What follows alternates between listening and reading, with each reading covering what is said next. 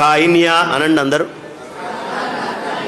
కొంచెం మెల్లిగానే అంటున్నారు. పాత ఎప్పుడో స్కూల్లో చదువుకున్నాం, మళ్ళీ బయటికి ఇది చెప్పుకోవడానికి ఇలా నలుగురు కలిస్తే తప్ప విడిగా కాక్కా గాగ్గాయిన్యా అంటే నవ్వుతారు పిల్లలు కూడా. కాబట్టి ఇక్కడే చెప్పుకుందాం. కాక్కా గాగ్గాయిన్యా. ఎక్కడి నుంచి వచ్చింది చప్పుడు? ఈ గొంతులో ఈ భాగాన్ని గుర్తించండి. కాక్కా గాగ్గాయిన్యా కొండనాలిక దగ్గర వచ్చిందా?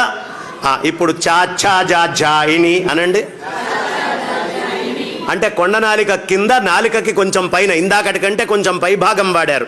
చూసుకోండి. చాచా జాయిని అయిందా? దానికంటే కొంచెం పైకి వస్తున్నారు. ఎలా చెక్కారో చూడండి అసలు అక్షరాలని. టాఠాడాఢాణ ఎక్కడి నుంచి వచ్చింది? మధ్య నాలిక నుంచి వచ్చిందా? అది మడవకుండా టాఠాడాఢాణ అనండి చూస్తా. టాఠాడాఢాణ. ఋషి ఎలా చెక్కాడో చూడండి అక్షరాలని. నెక్స్ట్ తాథాదాధాన.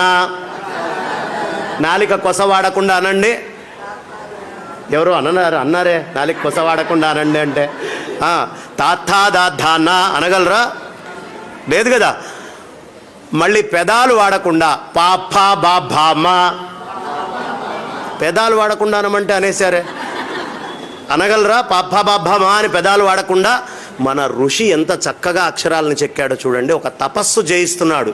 ఇక్కడి నుంచి ఇక్కడి దాకా అక్షరాలతోటి తపస్సు చేయిస్తున్నాడు. నేను ఈ మధ్య అనుకోకుండా ఒక హాస్పిటల్ దగ్గరికి వెళ్ళటమైంది. మాకు తెలిసిన మిత్రుడిని తీసుకొని వెళ్ళాను. ఆయనకి చెయ్యి ఇట్లా వణుకుతోందమ్మా. చెయ్యి వణుకుతోంది. వణుకుతుంటే డాక్టర్ కృష్ణ సుబ్రహ్మణ్యం గారిని ఇవాళ పాపం ఆయన ఇవాళ కూడా నేను కలవటమైంది. ఆర్థోపెడిక్ ఆయన, న్యూరో ఆయన కూడా పక్కన కూర్చొని ఉన్నారు. ఏమండి చెయ్యి ఇలా వణుకుతోంది అన్నాడు. అంటే ఆయన మామూలుగా ఏదో టెస్ట్ చేయాలి కదా. ఆయన ఏమడిగాడంటే, ఏమండి దృష్టద్యుమ్నుడు దృష్టద్యుమ్నుడు దృష్టద్యుమ్నుడు అని ఆగకుండా 10 సార్లు అనండి అన్నాడు. ఈయన డాక్టరా వేదాంతే, మేం చెప్పాల్సిన ప్రవచనం ఏం చెప్తున్నాడు ఏంటి అని అనుమానం వచ్చింది. సరే ఈయన అంటున్నాడు, మాట రావట్లేదు. అయ్యా, ఈ మాటని బట్టి నాకు అర్థమైంది, మీ నరాలలో ఒక రకమైనటువంటి శక్తి మొత్తం కోల్పోయారు, తద్వారా మీరు బయటికి మాట్లాడలేకపోతున్నారు అని చెప్పాడు. ఇప్పుడు చూడండి, ముసలివాళ్ళు అయ్యాక స్వరం ఇంత గట్టిగా కంఠం ఇలా ఉంటుందా? ఎందుకు? నరాలలో సత్తువ తగ్గితే నోట్లో మాటలో తేడా వస్తుంది. అంటే మాటకి నరాలకి తేడా ఉంది. పక్షవాతం వచ్చింది, మాటలో తేడా వస్తుందా?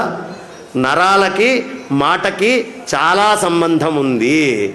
నరాలకి మాటకి చాలా సంబంధం, చాలా దగ్గర సంబంధం ఉంది. ఇది మన ఋషులకి తెలుసు.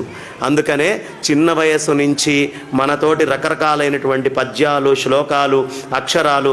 మా తాతయ్య గారి పుస్తకంలో ఉండేది. పశర్లపాటి వాసుదేవయ్య శాస్త్రి గారు చాలా అద్భుతంగా రామాయణము, వాసుదేవ రామాయణం అని రాశారు.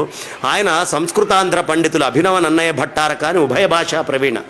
ఆయన భూభృద్భిక్కుధరోద్ధరోద్ధిత సురద్విచ్చిచ్చరభ్రాడ్ధను పృథ్వీద్రేద్ధృతరోషధీడ్కరుచి వాగ్వక్త్రక్షరేడక్షర ఇలా రాసుకుండేవాళ్ళు. ఆ పుస్తకం తీసి చదువుతుంటే అబ్బా ఎంత గొప్పగా ఉంది అని. మళ్ళీ అది నోట్లో తిరగాలి అంటే ఇది సాధన చేసి ఇది చదివేటటువంటి వాడికి అనారోగ్యం తొందరగా రాదట.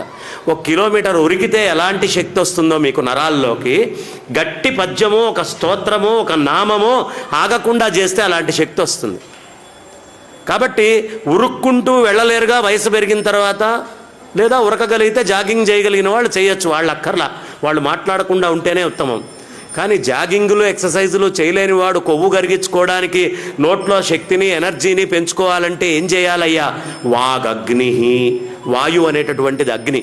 ఈ అగ్ని ఎప్పుడు వస్తుందండి బయటికి?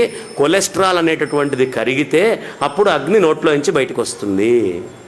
కాబట్టి వాక్కు అనేటటువంటి అగ్ని వాయుస్సంధానం ఉపనిషత్తు చెప్తుంది.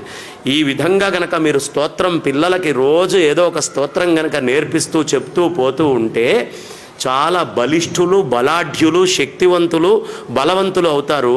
అది ఆంగ్లంలో చెప్తే వాడు ఎలా చెక్కాడో మనకు తెలియదుగా. మన ఋషి అయితే చాలా అద్భుతంగా చెక్కి దీన్ని పెట్టాడు.